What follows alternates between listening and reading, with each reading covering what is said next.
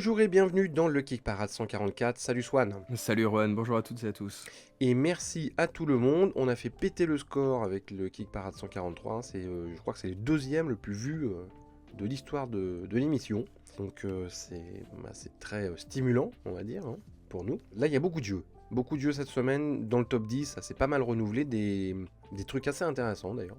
Donc voilà, donc top 7, nouveautés, plus le top 3 en dernière partie d'émission. Vous connaissez, n'oubliez pas de mettre un pouce bleu si ça vous plaît, de vous abonner à la chaîne si vous ne connaissez pas, et bien sûr de commenter tous ces jeux, de donner aussi des infos pour les copines et les copains qui veulent backer ou pas, voilà, qui sont en recherche d'infos complémentaires que nous n'aurions pas données. Bon, allez, on commence. 10e place de ce Kick Parade 144, c'est Inferno Deluxe Edition sur GameFound. Donc, il est arrivé la semaine dernière. On en a pas mal parlé. C'est un jeu de plateau autour, évidemment, du poème de Dante, mais qui s'inscrit également dans le réel, la réalité géopolitique de Florence au XIVe siècle. Donc vous allez faire des va-et-vient entre un plateau de Florence où vous allez essayer de monter votre influence, combattre vos ennemis, vos adversaires politiques,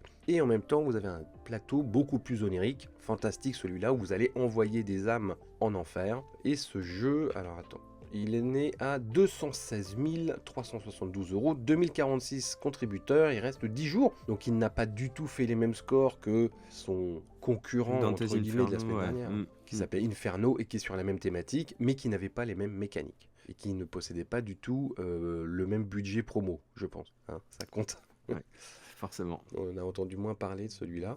Et puis peut-être que là on est sur un jeu de placement d'ouvriers qui est beaucoup plus expert, on va dire, alors qu'Inferno, Dante Inferno de la semaine dernière, qui a rapporté plus d'1 million d'euros, hein, et plus dans le narratif, avec beaucoup de figurines, voilà.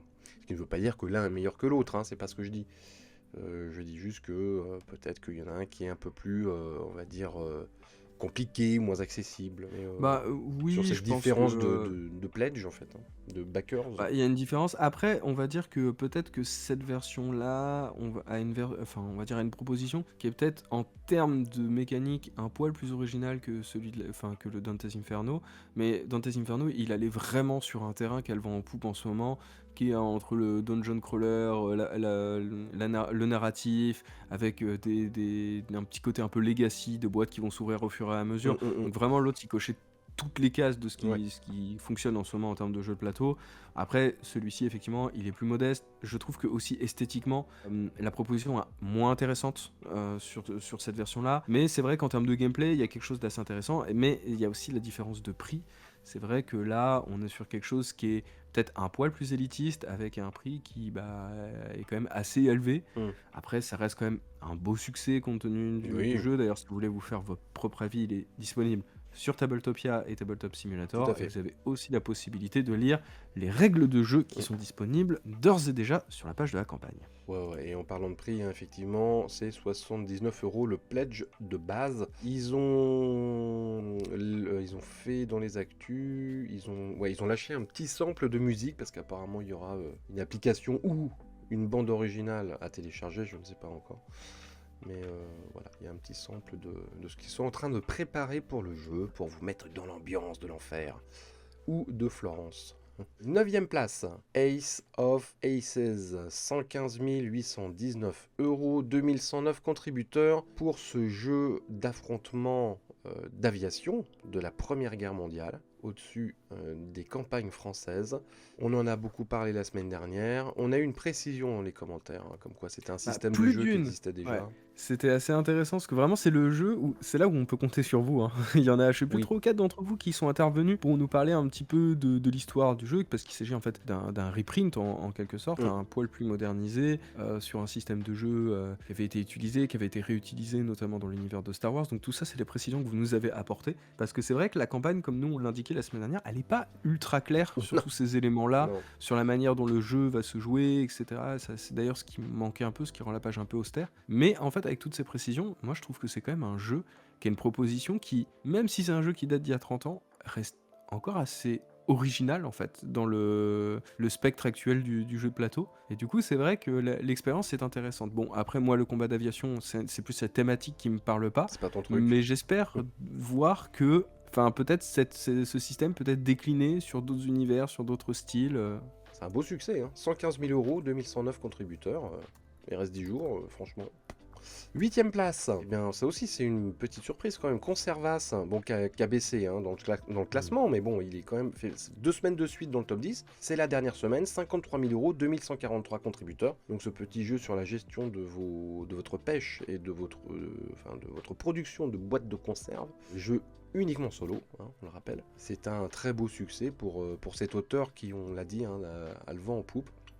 En tout cas, là, avec un tel score, on espère vraiment voir une version française arriver au moins en boutique. Je pense que c'est pas compliqué à localiser comme style de projet.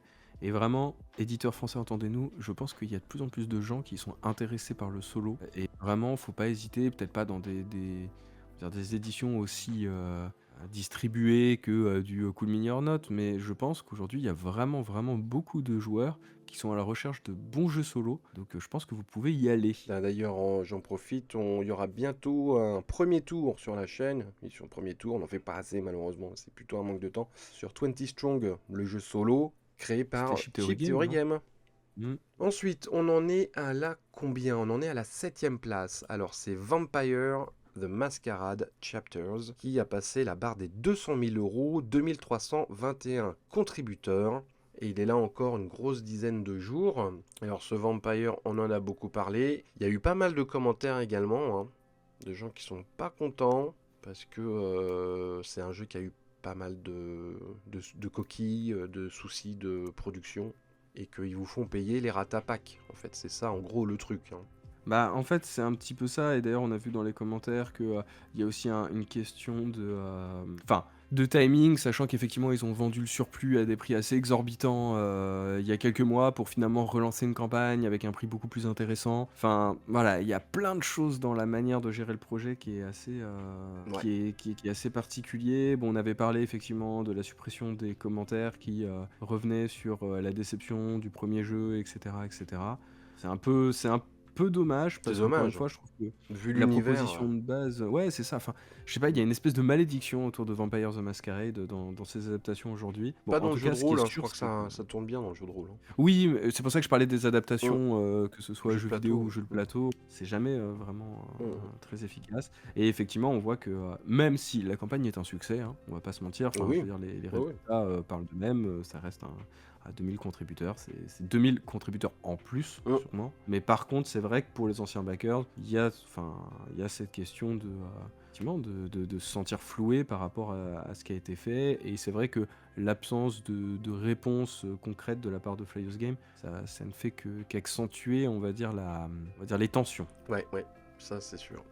6ème place, c'est une entrée, alors c'est pas une nouveauté, mais c'est une entrée dans le top 10, c'est Street Masters Champion Edition. Alors là, on est dans la bagarre, c'est la bagarre. Donc, ils s'en cachent pas, hein, c'est une adaptation des jeux de fight d'arcade, style Street Fighter, qu'est-ce qu'il y avait encore comme truc comme ça, je sais plus. On est plus sur du Street of Rage en fait, beaucoup plus. Je reconnais le spécialiste.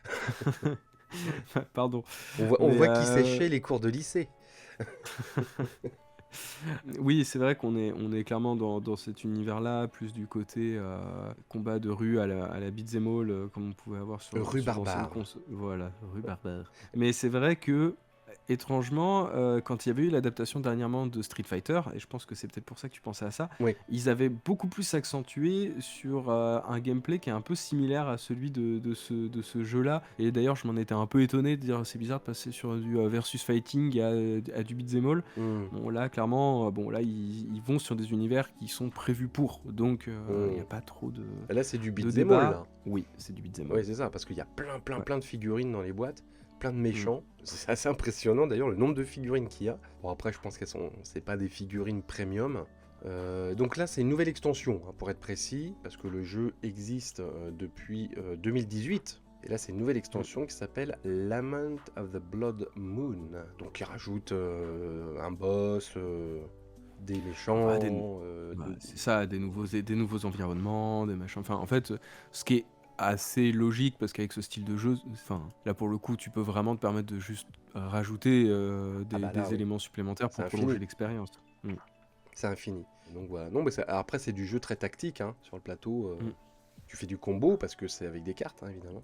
C'est des cartes d'action. Mm. Enfin, si t'aimes le style, ça peut être cool. Parce que là, t'as vraiment le choix. T'as une rejouabilité infinie là, avec ce qu'il y a. Qu'est-ce qu'on a comme pledge?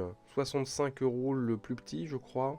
Après, Non, oui, t'as t'as juste juste l'extension l'extension. qui est à Ouais. 46 €. Mais après, si tu veux démarrer le jeu, tu veux vraiment démarrer le jeu et que t'as pas beaucoup de sous ce mois-ci, c'est 65 € pour le Aspirant Pledge, voilà, pour le jeu de Mm. base.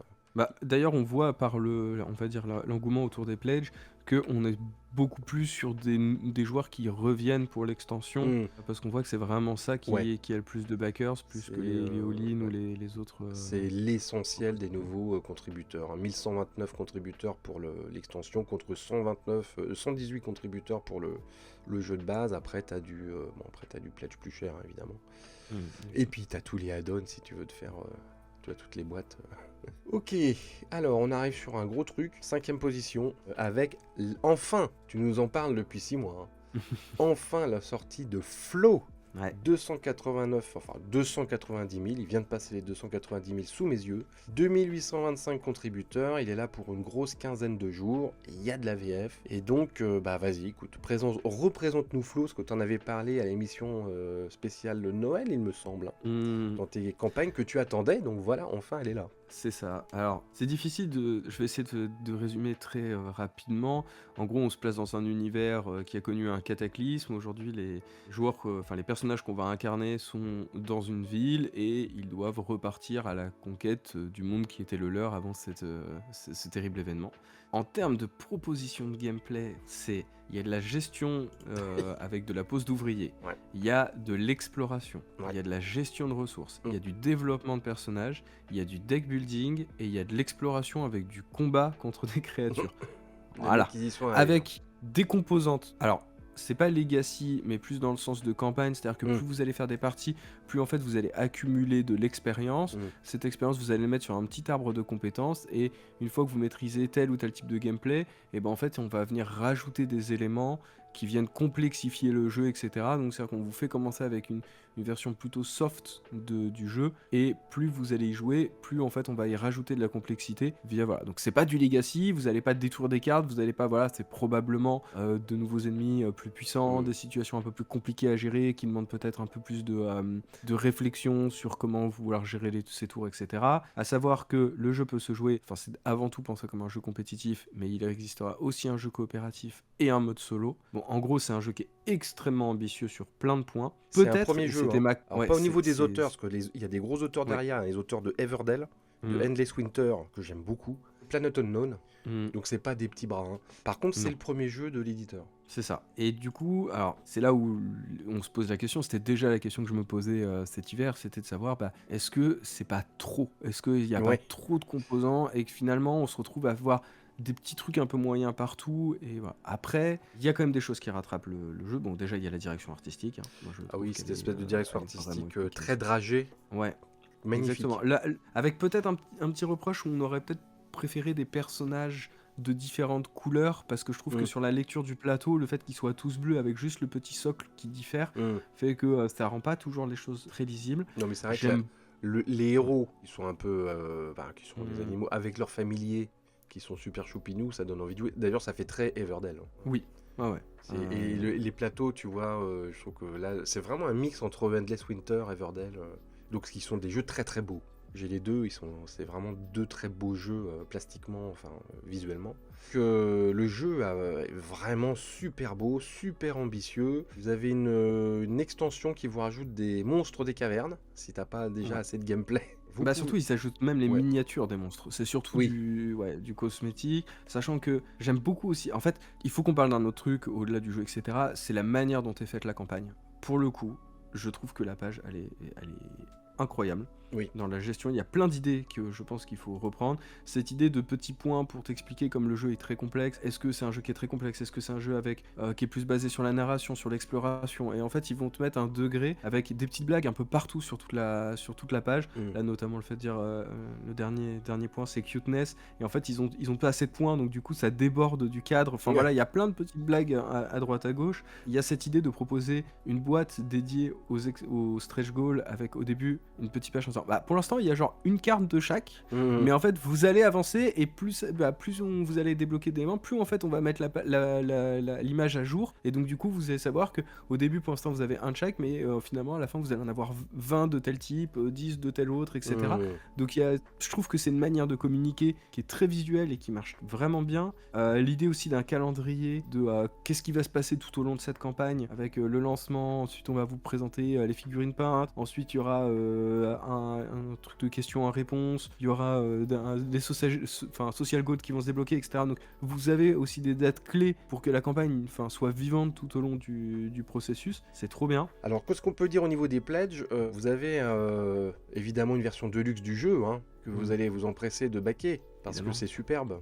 Mais vous avez le pledge de base qui a 65 €. Hein. C'est franchement, vu ce qu'il y a dedans, c'est très correct. Hein. Et la version deluxe, elle est à 79 €.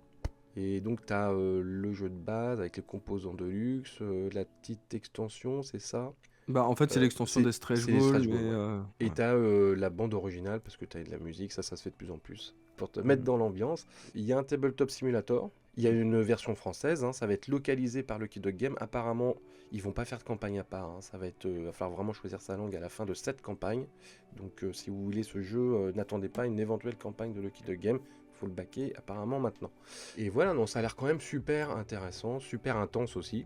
Mais c'est un peu comme Endless Winter. Hein. Endless Winter, c'est un jeu avec énormément de choses dedans, mais qui fonctionne très bien. Et les extensions de Endless Winter sont hyper bien pensées, hyper malines. Donc moi j'ai assez confiance, hein, franchement, dans ce jeu-là. Je pense que ça doit être vachement cool. Je me trompe peut-être, hein, mais... Oui, moi aussi, mais en tout cas, ils ont réussi à donner envie avec cette campagne. Après, voilà, moi, ma seule interrogation, c'est est-ce que finalement, le fait d'avoir presque 3 jeux en un, est-ce que ça alourdit pas je te complètement dis, le hein, truc c'est le cas et que- d'Endless Winter. Hein. Endless Winter, alors t'en as peut-être pas autant dedans, mais tu peux faire beaucoup de choses. Et ça marche. Mhm. Allez, on va passer à la 4e place avec aussi une nouveauté et une entrée qui s'appelle Biome. Alors là, pour le coup, c'est un premier jeu. Donc étonnant, hein, que ça arrive déjà ici. 173 000 €, 2973 contributeurs, et là pour 20 jours. Et on est dans une thématique usée jusqu'à la corde. Pas tant que ça finalement, puisque ça marche. Donc elle n'est pas usée, mais en tout cas très très à la mode, qui est la symbiose naturelle. Donc c'est un jeu dans lequel vous allez essayer de créer un environnement naturel adéquat pour vos petits. Parce qu'il va falloir protéger des petits animaux, des bébés animaux, et leur faire traverser 4 saisons et jouer beaucoup de cartes. Il y a 170 cartes dans le jeu, donc d'animaux, de plantes, d'environnement, voilà, et tout cela rapporte des points. Donc on en voit beaucoup de ce genre de jeu hein, actuellement. Et ils ont le soutien d'une association qui s'appelle YCN, Wildlife Conservation Network. Après, j'ai pas vu forcément qu'ils faisaient un effort sur la production écolo, ou en tout cas je l'ai loupé. Ouais, je l'ai pas vu. En tout cas, ils le mettent pas en. Enfin, si Ils le c'est mettent pas fait, en c'est avant. pas énormément mis en avant dans la campagne. Voilà, bon, les thèmes de la symbiose naturelle, de l'habitat, c'est super à la mode. Moi, je vois rien de... Bon, voilà, je vois pas de truc révolutionnaire par rapport aux autres. Non, il y a juste ce plateau central en fait avec cette espèce de piste à suivre et en fonction de l'avancée qu'on va avoir sur cette piste, il y a des événements qu'on peut prédire. Il y a une part d'aléatoire, mais il y a des éléments qu'on peut anticiper. Donc ça, je trouve que c'est plutôt original. Moi, ce qui me dérange un peu, je trouve que c'est l'esthétique générale du jeu que je trouve pas incroyable. Ça se démarque pas beaucoup. Je trouve que la position visuelle est pas folle. Ouais.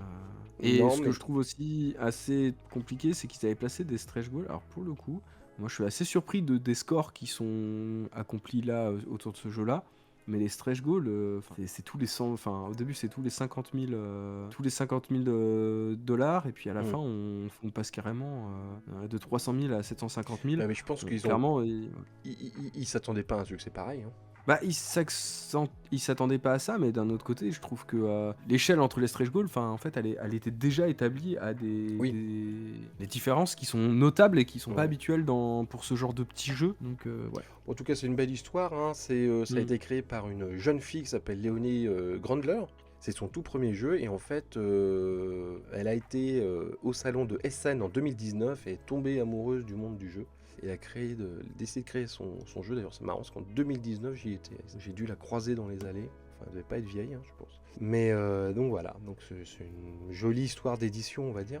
Et c'est un beau succès, donc voilà, pour l'instant, cette jeune autrice, ou auteureux, je ne sais pas comment on dit, vit un petit conte de fées. Voilà, elle est en symbiose avec le milieu, là, pour le coup. Avec Biome. Ok, allez, avant les 3 premiers de Kick Parade, on fait un détour par les nouveautés que l'on a choisies et qui ne sont pas dans le top 10, bien sûr. Je vais passer rapidement sur un jeu qui s'appelle Night Express, a Deep Economic Strategy Board Game. Bon, là, on est dans le pur jeu capitalistique monopolien, puisque vous allez gérer des trains de nuit en Europe. Exclusivement de nuit, mec. C'est beau. C'est vraiment de la spécialisation, hein. Vous êtes une compagnie de train, vous allez essayer de choper des lignes rentables, de remplir vos trains, d'améliorer vos trains, etc. etc. Bon, moi, c'est pas des jeux qui me passionnent, mais bon, voilà, pourquoi pas, hein. C'est une idée comme une autre. Et l'auteur indique clairement qu'il va utiliser une tonne d'images générées par des intelligences artificielles pour faire son jeu. Donc bon, voilà, on va pas re-rentrer dans le débat. Vous en pensez ce que vous voulez, nous on vous donne l'information. Et pour l'instant, il marche pas trop, hein. 176 contributeurs, mais... En soi, c'est comme, pour le coup, ça respecte la thématique, c'est comme les trains de nuit en Europe, ça marche pas des masses pour le moment. C'est ça, c'est le début. On va enchaîner avec une autre sorte de voyage. Alors là, un peu plus radical, c'est Expedition Northwest Passage, qui est une réédition en fait d'un jeu qui était sorti en 2013, avec un jeu franco-québécois, et qui donc ressort là dans une réimpression. On va très très loin dans le nord ou dans le sud? Dans le nord, en fait, D'accord. ça reprend l'expédition du HMS Erebus et du HMS Terror, qui avait pour objectif d'essayer de trouver un passage au nord qui permettrait de contourner le Canada et de pas avoir à redescendre par le canal de Panama ou voilà. Donc c'était essayer de trouver une route là-dessus. Malheureusement, l'expédition s'est très mal terminée puisque les deux bateaux, notamment le Terror, hein, qui a marqué l'histoire de la navigation, en fait, a sombré sous les flots et l'équipage n'a pas survécu. Voilà. Il me semble qu'il y a Ridley Scott qui avait produit une série à grands frais. Je ne sais pas Oui, si c'est oui. directement issu de cette histoire. Mais... Alors si, en fait, c'est issu du roman de Dan Simmons, qui lui-même s'était basé sur tous les documents qu'il avait pu retrouver à l'époque, etc., pour essayer de présenter une version des faits, certes fictive, mais vraiment très Très documenté. documentée. Et il avait comblé les petits vides en rajoutant des passages fantastiques inspirés du folklore inuit. D'ailleurs, dans la campagne là, il propose une expansion qui s'appelle Terror, donc du coup inspiré, parce que le bouquin de Dan Simmons s'appelle Terror, et sur lequel il rajoute effectivement cette créature mythique qui est une espèce d'ours blanc gigantesque. Et donc du coup, moi, c'est un le bouquin qui me kaiju passionne. inuit.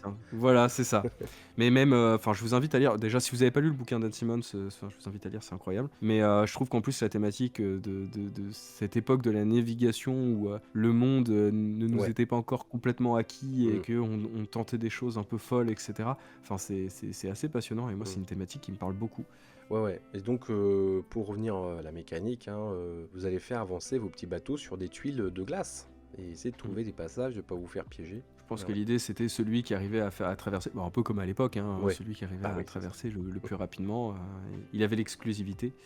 Mais ouais, non, du coup, c'est assez sympa parce qu'il y a toute cette gestion de ressources, parce que plus vous allez vous retrouver sur des chemins où vous risquez d'être emprisonné dans les glaces, plus en fait, vous allez devoir consommer des ressources qui vont venir à s'amenuire. Donc du coup, ça veut dire ensuite descendre du bateau pour tenter de chasser, etc. Il y a une gestion de prise de risque aussi. Hein, Exactement. Donc voilà, écoutez, Swan, tu nous as donné envie de rentrer dans cet univers. J'espère. réédition de Northwest Passage, voilà, dans les nouveautés. Moi, je vous emmène dans l'espace, vous avez l'habitude, hein. Vite fait, parce que moi, le jeu n'a pas l'air super original, mais il s'appelle Ascending Empires Zenith Edition. Donc, pareil, là, c'est un jeu qui existe déjà, qui ressort, qui est de 2011. Et c'est tout simplement un 4X spatial dans toute sa splendeur. Donc voilà, donc 4X. Qu'est-ce que vous voulez que j'ajoute de plus, hein? Vous allez traverser les galaxies, aller sur des planètes, construire des structures sur des planètes qui vont vous donner des ressources. Vous allez construire des vaisseaux, vous allez vous battre avec vos opposants. Vous allez, évidemment, il y a un arbre technologique, bien entendu, à développer. Après, j'aime bien l'idée que les pions de jeu soient des tokens épais en bois, qui sont soit ronds, soit triangulaires. Je trouve que c'est sympa. Il y a un petit côté cheap theory game, hein, justement. Donc il y a les structures quand même sur les planètes qui sont des petites figurines plastiques. Mais à la limite, ils auraient pu faire pareil. Aller dans le, tu vois, aller dans le concept du token en bois jusqu'au bout, avec des formes différentes. Ça m'aurait pas déplu. Donc voilà, donc si vous êtes fan de 4X spatial, vous pouvez toujours consulter la page. On n'a pas dit les prix pour les autres jeux, c'est vrai. Là, il est à 100 euros. Voilà, c'est un pledge à 100 euros, ce qui est il y a un prix classique pour un 4X avec beaucoup de matériel. Après, peut-être que celui-là est un petit peu chéro quand même. Sans transition, avec de l'horreur victorienne. Ah, effectivement. Tu veux nous en Bah, il parler? s'agit un peu. Oui. Bon, je vais commencer, puis tu compléteras si tu le souhaites. Alors, il s'agit de The Presence. Donc, en gros, vous allez rentrer dans un manoir victorien dans lequel il y a des esprits qui rôdent, et on est sur du pur jeu de un peu de traîtrise où l'un des joueurs incarne potentiellement l'esprit qu'on est censé rechasser. Il va devoir piéger lui les autres joueurs de son côté. Donc voilà, ça va être typiquement le genre de jeu où on doit se faire confiance, mais pas trop. On doit prendre des risques, mais de préférence tout seul. Voilà, graphiquement, c'est plutôt sympa. Ah, on a Ça a l'impression l'air d'être d'être. dans un film de la Hammer. Oui, c'est vrai, un Hein, petit c'est peu. vrai, hein. Voilà, donc on reprend un peu les mécaniques qu'on pouvait avoir. Je crois que c'était House of the High Hill ou un truc comme ça. Je sais plus comment il Ouais, s'appelle alors ce jeu. c'est un titre abominable, c'est Betrayal Ah oui, on the House, on the Hill. Bon, c'est ouais, un horrible, truc comme ça. horrible Enfin ce bref, titre. vous l'avez. Sauf qu'il a l'air d'être peut-être un peu plus complet, avec des personnages qui sont plus asymétriques, avec des pouvoirs qui leur sont propres, la possibilité de trouver des objets, il va y avoir des événements, il va y avoir des actions, en fonction des lieux sur lesquels vous vous situez, etc. On va dire qu'il a l'air d'être un peu plus expert que le jeu cité précédemment. Et qui était plus dans l'esprit années 80, lui. Hein. Enfin, en tout cas, le jeu de base, parce que Ouais. je sais qu'il y a eu des extensions. On était plus dans le Ouais, côté tout à fait. Stranger Things, quoi. Là, on est plus, là, on est vraiment plus, ouais, dans l'horreur victorienne, Hammer Film, Mario Bava, hein, pour ceux qui aiment le gothique italien. Voilà, donc c'est un jeu, oui, où vous allez soit être les enquêteurs, soit être le fantôme. Et le truc, c'est qu'on ne sait pas si le fantôme est du côté des enquêteurs ou pas. Ouais. Ça peut se retourner, ça dépend des objectifs, en fait. Pourquoi pas, ça peut faire une bonne ambiance autour de la table. Hein. Bon, évidemment, plus on est de fous, plus on rit. Hein. Ouais, ça c'est typiquement le genre de jeu Voilà. voilà, qu'on prépare en partie. C'est peut-être là où peut-être c'est le jeu il est peut-être un peu plus élitiste, c'est dans le sens où on est quand même sur du jeu qui est assez complexe et qui en plus demande un grand nombre de joueurs. Ouais, Donc mais c'est vrai deux qu'ils aient minimum, enfin bon. Ouais, mais Si deux deux, ça minimum. suffit hein, pour que ça soit fun, Ouais. vraiment. Enfin, pour exploiter Ouais, vraiment toutes les je suis pas mécaniques du convaincu, jeu. ouais. Je suis d'accord. Voilà, et c'est semi-coopératif, hein, bien sûr, parce qu'on sait pas si. Évidemment. Voilà. On enchaîne avec un autre jeu d'épouvante qui vient d'arriver, qui s'appelle House of Thousand Corpses. Alors c'est un film à la base, et oui c'est un film de Rob Zombie. Rob Zombie qui avait fait le remake de Halloween, qui était assez réussi d'ailleurs. Le 2 est un peu plus spécial, mais bon. Voilà, je trouve qu'il y a qui est d'ailleurs un ancien musicien de métal. Enfin métal... même pas un ancien, il continue. Il hein, continue, a ah quand même une d'accord. petite carrière. Ouais, il continue. Enfin, il était connu pour faire une espèce de fusion métal un peu électro, hein, à un moment donné. Et puis il est passé à la réalisation parce que c'est un grand cinéphile et avec un certain succès. Donc je crois que c'est son premier film à l'époque, House of a Thousand Corpses, et qui a un petit statut de film culte. Hein. Voilà, et donc il est adapté en jeu de plateau. C'est un petit éditeur qui avait fait déjà une adaptation d'un autre film culte du cinéma d'horreur qui s'appelle Chucky, la poupée qui tue. Donc voilà, après j'en avais jamais entendu parler de cette adaptation, mais bon. Et là donc ils font le l'adaptation du film de Rob Zombie. Donc, bienvenue dans la famille Firefly, ça n'a rien à voir avec la série, qui est une famille de psychopathes, tout simplement. Et pour une fois dans ce genre de jeu, vous n'allez pas jouer les victimes qui vont essayer de s'en sortir, vous allez jouer la famille. Et donc votre but, c'est de faire des victimes à gogo, c'est d'attirer les gens et de les trucider. Vous avez même des trophées, hein. Vous avez des bouts de corps en trophée. Donc c'est vraiment un jeu qui s'assume dans le côté politiquement incorrect, gore, horreur, et finalement qui suit la lignée du film, hein, qui ne trahit pas le film. Et voilà, après, ça a l'air d'être une... Bon, je vais peut-être en faire hurler certains, mais ça fait un peu jeu de loi, tu vois ce que je veux dire, tu passes de pièce en pièce. Oui. Bon, Bah, Vas-y, ouais. c'est souvent le problème avec les adaptations de jeux horrifiques. Là, on en a Bah, vu quelques-unes. Bah, tu parlais de c'est Halloween souvent, tout à l'heure, c'est mais aussi des films de couloir aussi souvent. c'est un peu dommage. Après, est-ce que vraiment... Alors, je sais que là, c'est pour célébrer les 20 ans du ouais. film, etc. Effectivement, c'est un film peut-être qui est un peu moins culte que sa suite. Je pense que The Devil Reject est Oui, plus... c'est possible, ouais. peut-être une aura un peu plus connue, mais c'est vrai qu'à l'époque, ce qui était assez intéressant, c'est que même dans le film, en fait, on est beaucoup plus du côté des tueurs que des victimes. En fait, il les humanise dans toute leur monstruosité. Mais c'est vrai que bon, là, la proposition, elle est pas, je Bon, trouve elle est pas pas ça très folle, mais elle est pas beau. honteuse non plus. Non, elle est pas honteuse, mais elle a presque 30 ans de retard, quoi. Oui.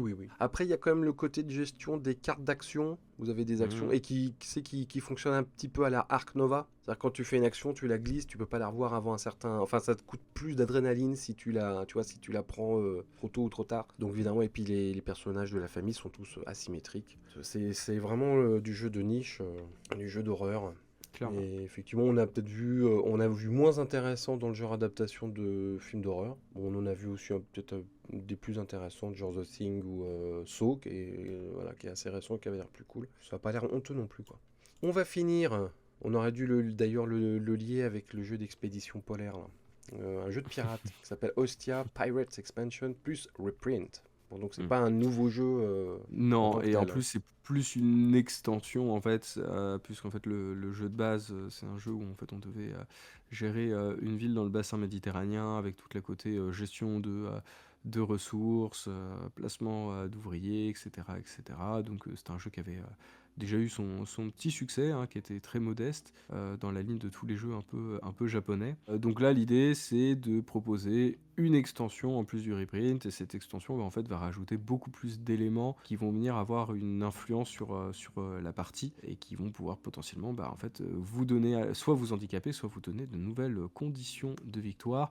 Et avec la mécanique qui est la plus mise en avant, évidemment, c'est l'arrivée des pirates, puisque comme vous êtes sur une ville balnéaire, et en fait vous allez avoir beaucoup de... Enfin voilà, maintenant des pirates qui vont venir tenter Des de piller invasions. vos ressources, avec lesquelles vous allez devoir peut-être tenter de négocier pour qu'ils aillent plus aller embêter les autres joueurs. Il y a la possibilité aussi d'avoir un nouveau marché, d'avoir une gestion, on va dire, plus poussée de, comment on pourrait dire, de notoriété dans la ville, et puis de toute manière, voilà, de nouveaux éléments pour pouvoir scorer avec les anciennes conditions de victoire. Donc voilà, on est typiquement dans une petite extension qui vient approfondir un jeu qui était déjà pas mal. Ok, et ben voilà pour les nouveautés. Si y a des nouveautés dont on n'a pas parlé, hein, n'hésitez pas à le mettre évidemment dans les commentaires. Allez, les 3 winners de la semaine. 3e position, nouveauté et entrée, Cascadia Rolling. Donc c'est la suite du jeu Cascadia. Alors il y a une extension qui est sortie il n'y a pas très longtemps, hein, du jeu, mais là c'est pas tout à fait pareil. Là on est sur du roll and write, donc c'est une variation du jeu, ce n'est pas vraiment une extension du jeu. Vous pouvez y jouer sans avoir l'original qui a été un gros carton, hein, en boutique. Donc c'était un premier jeu, hein, Cascadia, c'était le premier jeu de son auteur, qui est Randy Flynn il me semble.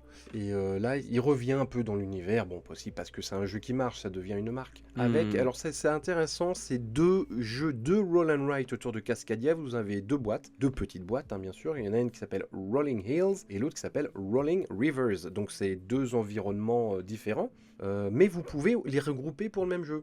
C'est ça, ouais. C'est intéressant, c'est sympa comme concept. C'est finalement un peu le même concept que le jeu de plateau, c'est-à-dire qu'il va falloir marier les animaux avec leurs environnements, sauf que là c'est en version roll and write. Donc vous avez des dés personnels à lancer et vous avez un pool de dés communs. C'est ça que j'ai compris, hein. Il va falloir un petit peu vous battre avec vos opposants, comme le jeu de plateau où vous aviez les tokens d'environnement que vous sortiez du petit sac et c'était un peu le premier qui le prenait, qui pouvait choisir ce qu'il voulait. On reprend l'esthétique, hein, du jeu de plateau, les animaux c'est les mêmes dessins. Donc voilà, on est vraiment sur une continuité du jeu de plateau original, mais dans une variation roll and write avec ce petit twist qui est, vous avez 2 boîtes, vous pouvez en prendre qu'une sur 2, mais si vous avez les deux, vous pouvez combiner les plateaux, les environnements et les cartes qu'il y a dedans. Donc c'est plutôt malin et ça marche très bien. 127 000 euros, 3869 contributeurs et il est là, ça va être un marathon, mec, hein. Ouais, bah en fait, 35 c'est ce jours, que hein. j'allais dire. C'est n'importe quoi. C'est à chaque fois avec cet éditeur, ils nous font le même coup. 35 jours, pas de stretch goal, Pour un juste roll de and la write. précommande. Et là, en plus, ils l'assument complètement que c'est de la précommande, puisqu'ils se sont fixés quand même un objectif de livraison en juillet. Donc en gros, ils savaient très bien que le jeu allait être un carton. Enfin, Ouais. encore une fois, Cascadia, enfin, c'est un peu ce qui a démocratisé ce style de jeu, hein. Oui. C'est pas le seul, c'est pas le premier, mais vraiment, c'est avec ce jeu-là qu'on a vu une espèce d'explosion de ce style de jeu de plateau. Donc ils savaient pertinemment que c'était une réussite. D'ailleurs, Mm. la plupart des jeux de Flatout Games sont de grands succès sur Kickstarter. Mm. Mais c'est vrai que pour nous, c'est des campagnes qui sont très pénibles et très Ouais. laborieuses à suivre. Parce que en fait, bah là, en gros, on vous a presque tout dit en fait, sur la campagne. Il n'y aura pas vraiment de nouveautés. On peut juste ajouter qu'effectivement, il y a un mode solo et ils ont ajouté aussi un mode familial avec des règles un peu moins complexes qui vous permettent de jouer avec vos enfants ou des joueurs plus occasionnels. Voilà, bon Voilà. bah et on va vous répéter la même chose pendant un mois. C'est- Bon, après peut-être qu'on ira un petit peu On va aller plus plus vite, ouais. rapidement. Après, force est de constater que ça fonctionne, ce genre de campagne sur le long Mm. terme. C'est juste que pour nous, ça a un impact dans le sens où on doit vous en reparler chaque semaine. Et l'autre truc, c'est qu'effectivement, on perd vraiment ce côté participatif de la Mm. campagne. Et ça, c'est vraiment dommage. Enfin, alors qu'effectivement, et on revient un peu à la proposition de Flo tout à l'heure, qui lui ajouter une espèce de calendrier, même s'il y a pas, enfin, il aurait pu ne pas y avoir de stretch goal, mais ils avaient mis quand même des points clés de la campagne en disant on se retrouve à telle date, on vous Mm. présentera un nouveau truc, on entrera plus dans les détails de telle ou telle chose. Voilà, là c'est intéressant d'avoir une campagne qui dure longtemps. Là, 35 jours, Ouais. c'est pas forcément. Ça va être la Et d'ailleurs, je traversée suis du quasiment sûr que du désert. ouais, que le nombre de contributeurs va pas non plus énormément évoluer Non. entre ici et la fin de la campagne. Bon, allez, écoute, on en reparlera. Si on a des infos, on les garde et puis on en parlera la semaine prochaine. Oui. 33 euros, hein, pour les deux boîtes, c'est vraiment pas cher. Allez, deuxième place, nouveauté, entrée, pareil, gros jeu. C'est Dying Light, The Board Game, 474 000 euros, 4626 contributeurs. Il est là pour une grosse quinzaine de jours. Il y a une VF. Donc c'est une adaptation d'un jeu vidéo, alors un FPS survival. Donc j'ai découvert ça parce que je connaissais pas du tout. J'ai regardé un peu de gameplay. Donc effectivement, nous sommes dans un monde post-apocalyptique qui a été envahi par des zombies et leurs variantes. Et vous devez survivre voilà, dans un monde ravagé. Donc c'est du jeu à la première personne où vous devez monter des escaliers à toute berzingue dans la nuit, éclairé à la torche avec des zombies qui vous coursent derrière, sauter par la fenêtre, atterrir sur le toit d'un bus et courir sur le toit du bus et machin bidule. J'ai bon? Ouais, c'est à peu près ça. En fait, la particularité de cet univers-là, c'est que les infectés sont plus redoutables dans le noir. Mm. Donc en fait, il y a toute une gestion du temps et de la lumière Bah voilà. qui doit être gérée, parce qu'effectivement, il y a un côté de parcours où on peut escalader et tout, etc. Mais moins il y a de lumière, plus les ennemis deviennent dangereux. Alors voilà, ça c'est le postulat du jeu vidéo. Donc maintenant, comment ils ont réussi à retranscrire tout ça sur un jeu de plateau, parce que c'est pas évident, hein, les jeux vidéo aussi dynamiques, pour retrouver cette énergie sur un jeu de plateau, c'est pas forcément... Enfin, c'est un challenge. Donc comment ils ont fait ça? Alors déjà, ils ont fait des figurines très dynamiques. La plupart des figurines des héros, ou des runners, comme ils disent, ont des socles très texturés où ils sont en train de sauter sur des trucs. Donc déjà, c'est peut-être un détail pour certains, mais visuellement, ça pose l'énergie en fait déjà. Ensuite, tu parlais de la nuit et du jour, il y a un cycle de nuit et de jour dans le jeu, avec différentes habilités, où la nuit, effectivement, les zombies sont plus chiants. Le jour, tu as peut-être moins de zombies où ils sont moins chiants, mais tu as des bandits humains, parce que tu as aussi, hein, évidemment, forcément, hein, l'homme est un loup pour l'homme, donc tu peux rencontrer des collègues humains, mais qui sont des gros enfoirés. comment ils ont fait aussi, il y a du décor, parce que c'est effectivement, comme je le disais aussi au début, c'est un jeu où tu sautes beaucoup sur les décors, voilà, ils jouent beaucoup avec ça. Donc vous avez tout un tas de décors dans la boîte de base, hein, c'est pas en plus. Donc des petites maisons, des hangars, bon, qui sont très cubiques, hein. Et des murs aussi, des choses comme ça. On n'est pas non plus sur des décors d'une complexité folle, on n'est pas dans un jeu de figurines, hein. Mais en tout cas, vous allez pouvoir escalader les décors, les contourner, vous cacher, etc. Et il y a aussi le côté deck building, vous allez avoir des... Enfin, plutôt c'est sur les dés d'ailleurs, je te dis une connerie, c'est sur les dés, vous allez avoir tout un tas d'actions que vous pourrez faire avec les dés, donc vous cacher, sauter, courir vite, donc voilà. Donc tous ces éléments-là font que ils ont essayé de retrouver un peu l'énergie et la liberté, parce que c'est un monde ouvert dans le jeu vidéo, qu'il y a dans la proposition vidéoludique, hein, d'essayer de l'adapter au maximum, d'essayer de retrouver cette espèce d'inflexion dans le jeu de plateau. Ok, bon, après ça c'est vraiment le genre de truc, faut tester, hein. Faut pas le voir comme ça, hein. Bah, en fait, une des craintes qui peut se poser par rapport à ce genre de jeu, c'est déjà l'installation. Sachant que c'est un éditeur qui était déjà habitué aux adaptations de jeux vidéo en jeu de plateau, puisqu'ils avaient, c'est eux qui avaient fait Frostpunk et Apex. Et là, donc, du coup, c'est une nouvelle mouture. Même si les deux jeux avaient du retard, de ce que j'ai compris, il y a quand même eu pas mal de transparence sur la communication de la part de Ouais. l'éditeur. Donc là-dessus, il n'y a Frostpunk, pas trop de énorme red flag. succès, hein. Ouais. Énorme succès sur Kickstarter. Apex un peu moins, il me semble, hein, je me rappelle, Ouais. c'était un peu décevant. Mm. Ouais, donc Mais ils sont bon, habitués à là, faire ça. voilà, c'est ça. Après, c'est vrai que. Bon, après, faut aimer. C'est vrai qu'on va perdre quand même le dynamisme qui faisait quand même la grande force du jeu vidéo, hein. Après, il faut voir, parce qu'il y a un autre élément qui me semble peut-être un peu casse-gueule, mais peut-être que je me trompe, mais je trouve que la boîte de base à 60 €, même si c'est pas la version de luxe, etc., il y a quand même tous les composants, les Ouais. machins, etc. Je sais pas comment financièrement ils s'y retrouvent, parce qu'il y a quand même une licence aussi à payer derrière. Enfin, je sais pas trop. Bah, Mais moi je bon, pense, tant mieux, enfin, hein. je peux peut-être me tromper, mais c'est mon avis, c'est qu'ils ne gagnent pas d'argent sur la boîte de base. Mm. C'est un produit d'appel et qu'ils espèrent qu'un maximum de gens prennent le Deluxe Pledge. Ce qui est le cas. Ce qui est le cas. Voilà, Standard Pledge, il y a 597 personnes et pour le Deluxe Pledge, il y a 3238. Donc ils ont réussi leur coup, mais je pense que c'est un peu ça et c'est pas le seul jeu à faire ça. C'est-à-dire Oui, que la c'est boîte vrai. de base, ils gagnent pas d'argent dessus, quoi. Effectivement, vu le nombre de matériel qu'il y a dedans, pour 60 €, c'est pas possible, quoi. Donc ils espèrent gagner de l'argent avec... tu sais, c'est comme les exploitants cinéma qui gagnent de l'argent avec le popcorn et le coca qui te vendent vrai. plus que le ticket de cinéma, hein. Mm. C'est la même chose. Voilà, après, s'il y a des spécialistes qui ne sont pas d'accord, allez-y, dites-le moi, hein, mais pour moi, c'est ça. Au niveau des zombies, alors là, je trouve qu'on est quand même pas mal dans Zombicide, hein. C'est un peu plus varié parce que tu as plus de races, on va dire, de zombies, mais tu as des runners comme dans Zombicide, tu as des abominations. Alors, c'est pas les mêmes mots, hein, évidemment, c'est pas les mêmes noms, mais et il y en a un peu plus. Il y a des banshees, il y a des. Qu'est-ce qu'il y a d'autre? Des revenants. Bon, c'est un peu plus varié que Zombicide, mais enfin, globalement, c'est un peu du Zombicide vénère, quoi. Faut voir si en fait, la clé du truc, c'est si le dynamisme du jeu vidéo est vraiment transposable, quoi.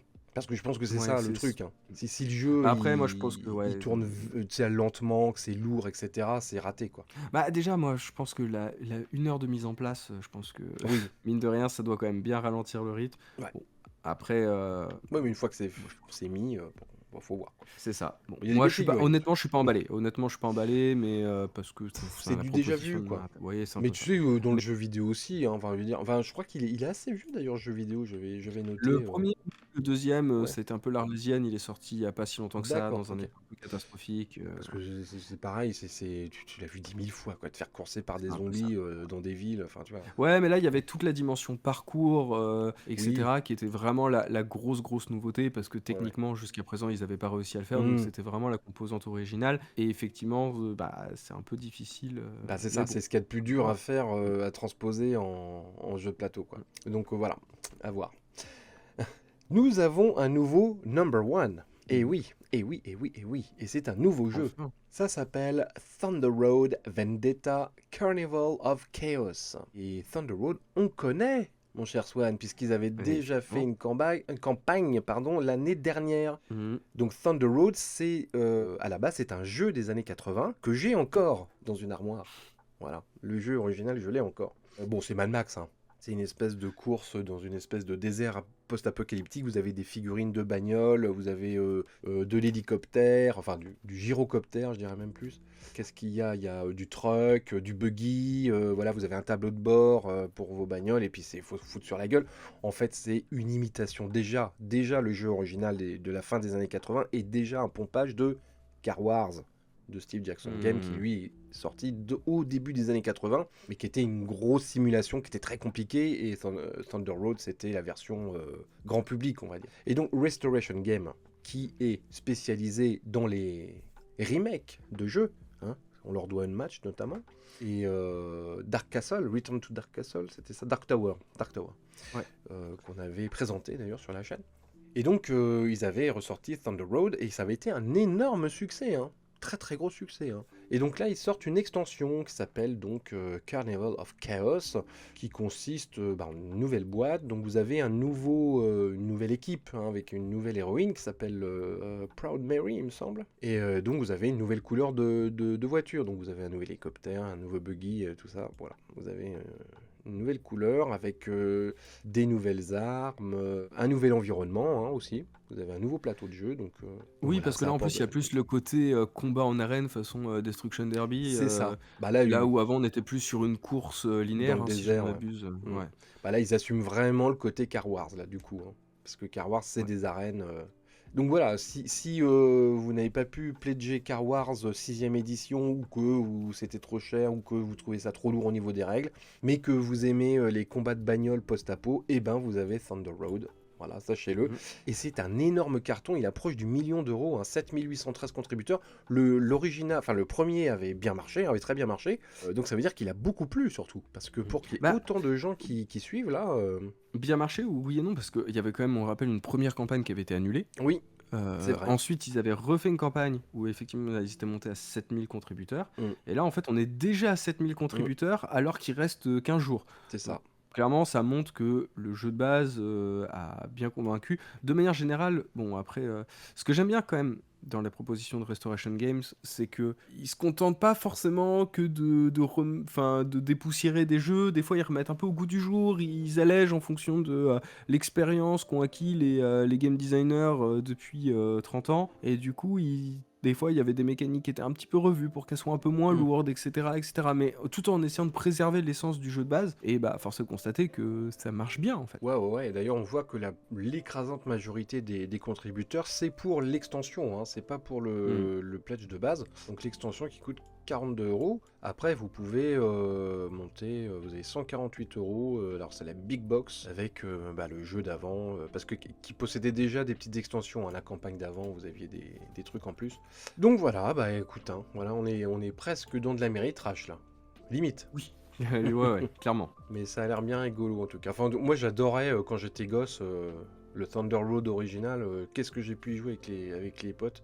D'ailleurs, je crois que j'ai un petit hélicoptère et un buggy cassé. Tu vois, comme quoi il a été utilisé. Voilà, 7813 contributeurs. Il est pour 15 jours, donc on le reverra la semaine prochaine. On verra s'il maintient sa première place. Merci à toutes et à tous de nous avoir suivis pour ce Kick Parade 144. Merci Swan. Merci à toi et on se retrouve la semaine prochaine. Voilà, et n'hésitez pas à commenter tous ces nouveaux jeux. Ciao ciao à tout le monde. Salut.